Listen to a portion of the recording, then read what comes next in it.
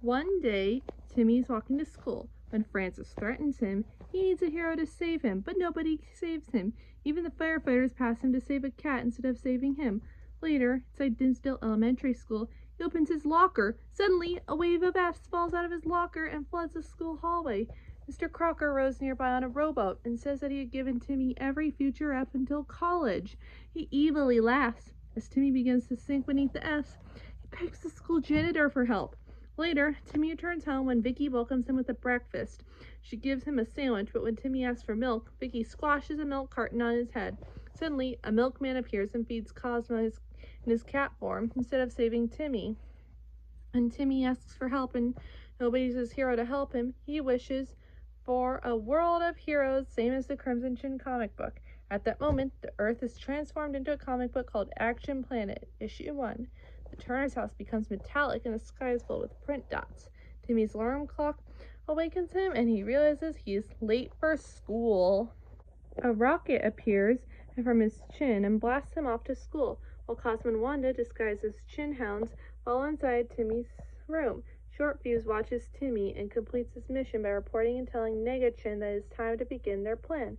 Negachin remarks on their quickness of this development, saying, "That was short," causing Short Fuse to explode in anger. Literally, because he's an alarm clock with a fuse on his head that lights when he's angry. Timmy flies to his school, which has become a floating super school, and sees that all his classmates have superpowers as well. Chester McBadbat has become Matter Muncher Lad with the ability to bite through anything. Elmer is the bouncing boil and able to bounce around on his giant boil. Sanjay is able to fly around and is called the Sonic Youth, and also has the ability to emit a powerful sonic scream. AJ has become Professor AJ. His powerful mind has the ability to project force fields and read minds. Trixie Tang is Wonder Gal, who is super fast, super strong, and super popular, whereas Veronica has become Hawk Gal, who is merely able to fly at speeds between 20 and 30 miles per hour. As Timmy arrives at school, he soon realizes everyone has became a hero, as he is immediately attacked by Francis, who has become Bully. According to him, the E is there because it is the second letter in death.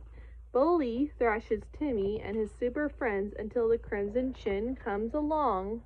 The Chin strangely decides to use a teleport gun that sends Bully away to an unknown location. Crimson Chin's eyes are also uncharacteristically glowing red, and he has fangs. The Crimson Chin asks if there are any other Clef's enemies to deal with, and Vicky comes along and reveals that she has become the Baby Shredder. She has sharp claws, a razor-sharp tongue, and a strict 7 o'clock curfew that will tear you apart. Mr. Crocker also arrives, becoming Dr. Croctopus. His 4 powerful tentacles have the ability to give 4 failing grades at the same time. While Croctopus and the Baby Shredder attack, the Crimson Chin stops them and warps them away using his teleport gun. Timmy thanks Crimson Chin for his help. Inside a real swamp, the Crimson Chin presses a remote and a lair shaped like the Negachin's head emerges from the swamp waters. The Chin flies inside and frees Bully, the Baby Shredder, and Dr. Croctopus, who had all been teleported there by Negachin, who reveals himself to them, having been disguised as the Crimson Chin all along. The real Crimson Chin is currently locked up in a cage in Negachin's lair. At the super school, Timmy's classmates assemble and Principal Waxelpox, as a cat-themed superheroine, alert them of an attack by the villains. At Negachin's lair, Short Fuse frees the Crimson Chin. Back in Dinsdale, Timmy and the other superheroes arrive to see the town mostly deserted and believe the other superheroes must have won. Negachin shows up and reveals it was a trap, as Timmy's arch enemies were hiding behind Mike the Evil Living Building. Klepto and Mace, or in other words Cosmo and Wanda, try to take on Mike the Evil Living Building, which Klepto attempts by urinating on him, but gets kicked away before he can do so. Timmy then attempts to wish the heroes and villains away. The wish ends up erasing only the superheroes due to Negachin halting him before he could say villains. The now non-supers take refuge in Timmy's treehouse can use the help of real superheroes, the firefighter, janitor, and milkman that have failed to help out Timmy earlier, though he's reluctant to accept their help due to their earlier inaction. The Chin then insists that just because somebody doesn't wear a costume doesn't make them not a hero. 3 humans promise to help this time. At Negachin's lair, They reached where the milkman, firefighter, and janitor and the Negachin leaves the restroom. Go take a bath of evil. The villains and normal people to battle. Through the villains manage to knock them around a bit. They begin to use their teamwork to take down their foes. The janitor mops the wet floor, causing Bully to slip and fly out a window, which Elmer closes shut and remarks that manipulating windows are his normal powers. Timmy realizes that they all have normal powers they can use. Chester, AJ, Sanjay, and Elmer are then captured by Dr. Croctopus's arms. Dr. Croctopus then creates a fiery F on the ground, but the fire lady extinguishes it with a fire extinguisher.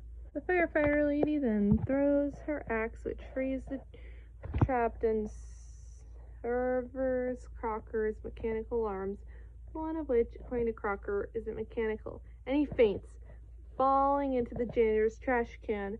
The baby shredder charges at Timmy and Elmer with her claws. They move out the way while the milkman blinds her with milk shot from a cow's udder, while also reluctantly saying to Vicky to prepare for her utter defeat, and she gets stuck in the door. Elmer uses a hammer to bend her claws on the other side of the door, entrapping her, and Chester bites her ankle, saying that he's always wanted to do that, even though his teeth are no longer super. Negachin emerges from the bathroom, muttering about the lack of hot water in the Hall of Evil. He sees that the ordinary people have defeated the villains. Negachin tries to use his Negachin vision to cut through the Crimson Chin and Timmy, but he grabs Timmy and flies out of the way. Then the beam then hits Cosmo and Wanda's anti-magic bubble prison behind them, and they are freed.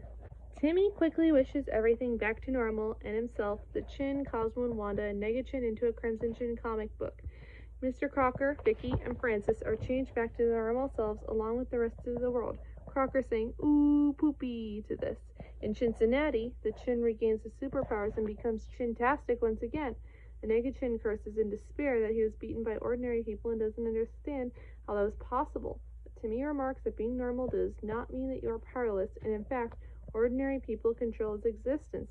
The Negachin refuses to believe this, but the Crimson Chin points out that it is true by pointing out a picture of the real-life author of the Crimson Chin's comic books, that as long as the writers want the Crimson Chin to win, he will tell the people. The Chin then breaks it free of his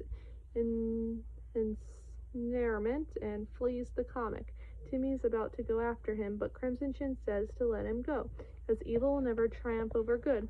Timmy and his fairies slowly backpedal out of the comic frame.